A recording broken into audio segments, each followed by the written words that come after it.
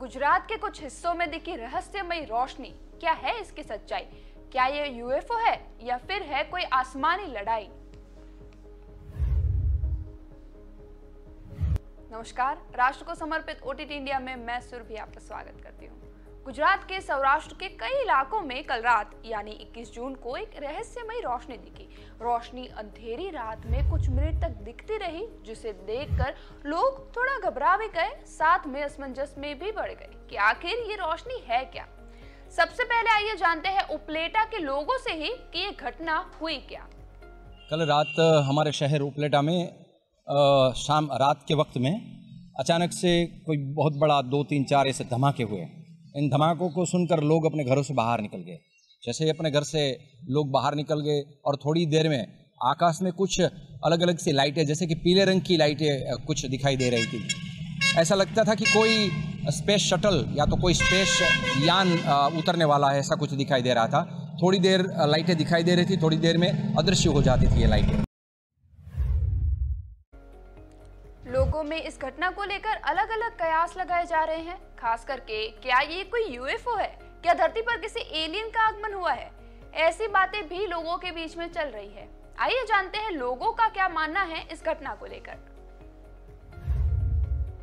लोग और भी आश्चर्यचकित और अचंभित हो गए कि ये क्या है, और उनके बाद तरह तरह की बात पूरे उपलेटा शहर में चल रही है कि कोई ये परग्रहवासी आया है, जैसे हमने वो पिक्चर देखी थी, कोई एलियन है। ऐसी बहुत सी बातें उपलेटा शहर में आज भी चल रही है। पहले धमाका होना, उनके बाद अवकाश में भिन्न भिन्न रोशनी दिखाई देनी, और वो रोशनी की वजह से लोग और भी अचंभित होना, और फिर ऐसी बातें बन रही है कि क्या हुआ क्या नहीं। एक तरफ लोगों में यूएफओ को लेकर बात चल रही है, वहीं इस यूएफओ वाली बात पर स्पेस साइंटिस्ट श्री दिव्यदर्शन पुरोहित देवगुरु ने इस घटना के बारे में कुछ जानकारी दी। आइए देखते हैं क्या कहना है उनका यूएफओ वाली अटकल पर। तो यूएफओ जब आते हैं तब लगभग एक ही, जितने भी पास्ट के 200 साल के चित्र अगर आप देखें, जिसको भी यूएफओ दिखाई दिए हैं तो वो एक ही प्रकार के होते हैं, और उसमें एक लाइट्स दिखाई देती है, एक के बाद एक लाइट चलती हुई नहीं जाती। और सबसे बड़ी मेन वजह यूएफओ नहीं ये हो सकता है कि वो आने के समय रेडियो सिग्नल्स कट ऑफ हो जाते हैं, क्योंकि वो रेडियो सिग्नल से या लेजर सिग्नल से अपने पेरेंटल ग्रह से कम्युनिकेशन करती है। तो उस समय पर इंटरनेट चालू था, तो इसका मतलब ये टेलीविजन रेडियो भी चालू था, इसका मतलब ये कि रेडियो कम्युनिकेशन ठप नहीं हुआ है। और इतनी स्पीड से यूएफओ बहुत स्पीड से चलता है, तो ये इतनी स्पीड नहीं थी, तो ये भी नहीं हो। जैसे कि हमने देखा कि उनकी तरफ से ये कहा गया है कि यूएफओ अपने पेरेंट ग्रह से बात करने के लिए रेडियो सिग्नल्स का इस्तेमाल करता है। इस वजह से जब भी कोई यूएफओ पृथ्वी की सीमा में प्रवेश करता है तब रेडियो सिग्नल्स में क्षति आने लगती है। लेकिन जब भी रोशनी देखी गई तब भी इंटरनेट अच्छे से चल रहा था और रेडियो सिग्नल्स में कोई भी खराबी नहीं दिख रही थी, जिसका मतलब था कि ये कोई यूएफओ नहीं होगा। इस रहस्यमय रोशनी को लेकर दूसरी कई सारी अटकलें ऐसी लगाई जा रही थी कि हो सकता है कि ये कोई अंतरिक्ष या फिर आसमानी युद्ध का प्रारंभ हो सकता है कि चाइना या फिर पाकिस्तान ने भारत के ऊपर किसी प्रकार के रॉकेट छोड़े हो। लेकिन अब तक सेना की तरफ से इस प्रकार की कोई भी घटना के लिए कोई बयान नहीं दिया गया है, ना ही इस रोशनी की वजह से किसी जगह पर किसी नुकसान की कोई खबर आई है।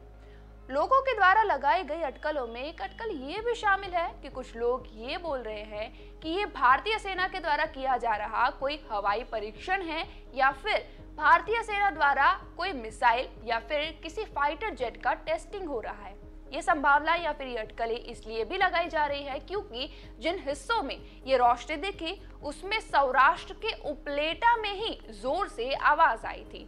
आर्मी का एक एयरबेस उपलेटा के पास स्थित है, जहां पर समय समय पर ऐसी कवायतें चलती रहती है, जिस वजह से ये भी अटकल है कि आसमान में दिख रही रोशनी अगर वो फाइटर जेट की कवायद का एक हिस्सा था तो फिर जो आवाज उठी वो भी उस जेट की ही हो सकती है, क्योंकि ये आवाज उपलेटा के अलावा किसी भी और जगह पर सुनाई नहीं दी थी।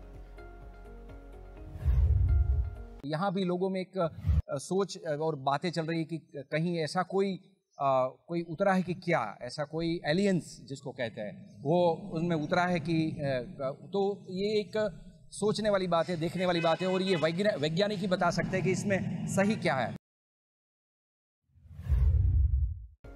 अब इसके अलावा कई कयास लगाए जा रहे हैं कि ये रोशनी जो देखी वो कोई सैटेलाइट की चेन हो सकती है, क्योंकि एलन मस्क जो स्पेसएक्स कंपनी के मालिक है, उन्होंने योजना की घोषणा की थी कि वो चाहते हैं कि पूरी दुनिया को एक इंटरनेट से कनेक्ट करने के लिए वो तकरीबन 1000 जितने सैटेलाइट्स आसमान में छोड़ने का प्लान बना रहे हैं, जिसके लिए वो आए दिन अपने सैटेलाइट्स का परीक्षण करते रहते हैं। तो हो सकता है कि आसमान में ये अचानक से देखी गई रोशनी उस सैटेलाइट के ऊपर पड़ रहे रिफ्लेक्शन की हो। इसके ऊपर सीनियर साइंटिस्ट नरोत्तम साहू ने अपनी तरफ से कुछ बात कही है, आइए जानते हैं। तो इसी को एक एक क्रोनोलॉजी में हम लोग लेंगे तो ये डेफिनेटली कोई यूएफओ, कोई एलियन, कोई मेटेराइट नहीं है। ये कोई सैटेलाइट, इधर एक सैटेलाइट का अलग अलग लाइट्स होगा और एक साथ में कोई सैटेलाइट चला गया होगा, तो उतना जो ग्लिम्स ऑफ जो सैटेलाइट में टाइम में जो गया होगा, तो इसमें इसका नज़ारा हमको देखने को मिलेगा। अब इस घटना को लेकर लोगों में अफवाहों का दौर चल चुका है। लोगों में काफी आश्चर्य है, साथ ही में वो कुतूहल भी है। अब ये अफवाहों का दौर तभी जाकर रुकेगा जब इस मामले में किसी प्रकार का आधिकारिक स्टेटमेंट आए, लेकिन अब तब तक ये जो घटना हुई वो एक रहस्यमय घटना बने हुए है। आपको क्या लगता है, इस अजीब सी रोशनी के पीछे क्या वजह हो सकती है?